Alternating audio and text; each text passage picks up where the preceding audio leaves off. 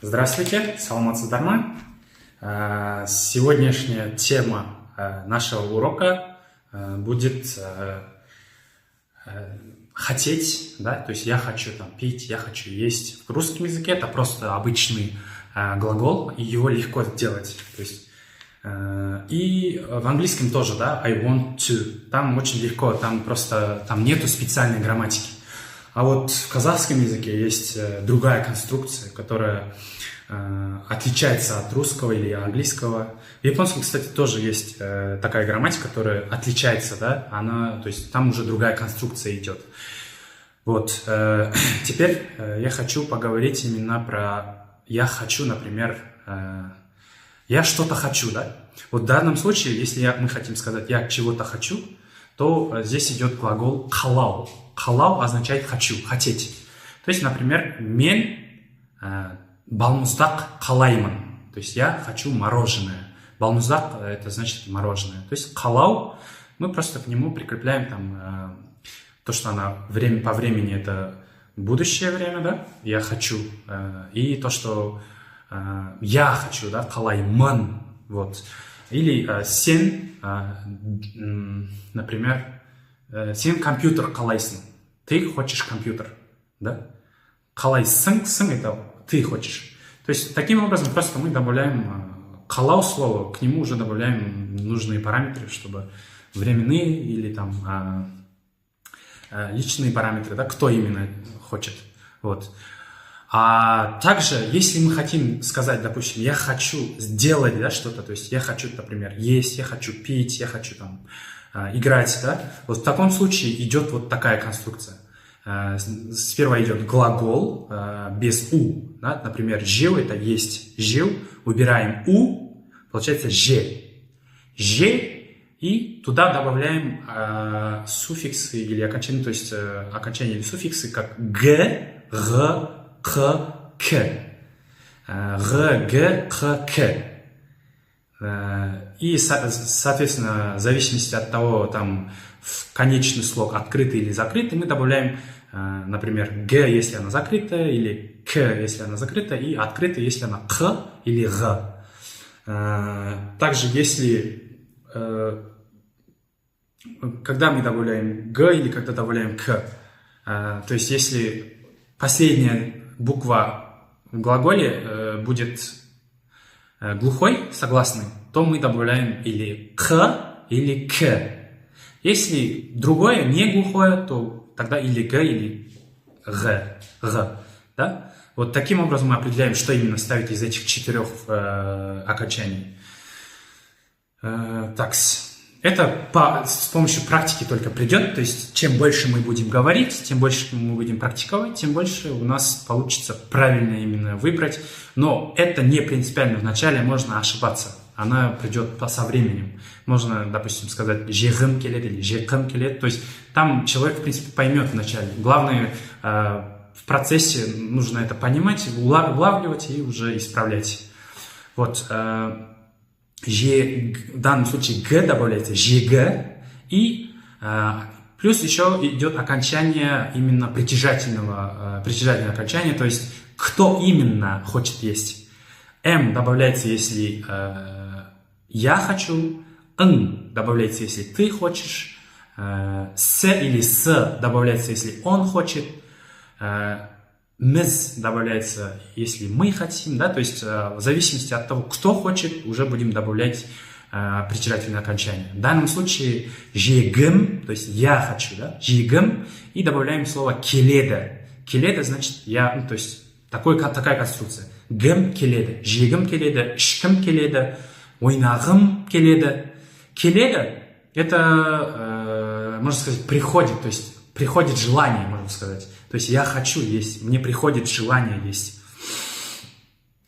«Келю» означает приходить. И вот этот «келю» можно менять в зависимости от времени, да, допустим, «келеда» это в будущем, да, или в повседневно. То есть всегда хочется вот что-то делать, или в будущем, да, я хочу в будущем вот что-то сделать. А если мы хотим, допустим, в данный момент что-то сделать, это уже будет келіп жатыр, да, допустим, мен тамақ жегім келіп жатыр, су ішкім келіп жатыр, в данный момент я этого хочу. Или, допустим, жегім келді, я хотел есть. Прошедший. Ну, то есть от времени вот это келю будет меняться. В зависимости от времени. Давайте теперь попробуем несколько примеров сделать, да? Например, менің балмұздақ жегім келеді. Я хочу есть мороженое. Қышқыл заттар жегін келе ме? Қышқыл это кислые заттар, вещи, да? Кислые. Хочешь есть кислые вещи? Қышқыл заттар жегін келе ме? Хочешь есть кислые вещи? Менің де әрдайым не деп жауап сұраймын? Лимон жегім келеді. Менің де әрдайым лимон жегім келеді. Я тоже. Менің де значит тоже. Менің де әрдайым всегда. Әрдайым это всегда. Менің де әрдайым лимон жегім келеді. Я тоже хочу всегда есть лимон. Вот. Қысқа жылқының жілігін алғыңыз келе ме? Қысқа значит на зиму, жылқының значит конины, жілігін, мясо конины алғыңыз келе ме? Хотите купить или хотите взять? Да? Қысқа жылқының жілігін алғыңыз келе ме? Біз жақтың еттерінің дәмі керемет. Ну, это не обязательно. Ладно, идем дальше. Қысқа жылқының жілігін алғыңыз келе ме? Хотите на зиму взять мясо конины, жылқының жілігін? Жілік это как кусок мяса. То есть, когда обделывают мясо, там, получается, по кускам делят, да, допустим, там, нижнее бедро, там, то есть, ну, то есть по кускам, то есть у казахов там у них идет своеобразное деление мяса на куски, и их называют жилек. Вот, жилегін алғыңыз келеді. Следующее предложение. Досымның әрдайым тәтті жегісі келеді. Друг, досым, значит, мой друг. Мой друг әрдайым всегда тәтті, сладкое, да, жегісі келеді. Мой друг всегда хочет есть сладкое. Жегісі келеді. Все это будет написано то есть, в другом файле. Вы это можете посмотреть. Так, идем дальше. Так. Сүт, айран, құрт алу үшін базарға барғымыз келеді. Сүт это молоко, айран это кефир, құрт это у нас курт. Алу взять или купить үшін, чтобы. То есть, чтобы купить молоко, кефир и курт, базарға барғымыз келеді. Базарға, на базар барғымыз хотим, барғымыз келеді. Хотим поехать, пойти на базар. Сүт, айран, құрт алу үшін базарға барғымыз келеді. Вот. Арықтағыларың келе ме? Хотите похудеть? Арықтау значит худеть. Арықтағыларың келе ме? Хотите похудеть? Онда баялды, болгар бұрышы, орамжапырақ сияқты көкөністер жеңіздер. В таком случае это онда, баялды это баклажан, в основном баклажан говорят, это перевод будет баялды. Болгар бұрышы, болгарский перец, орамжапырақ капуста, сияқты, такие как.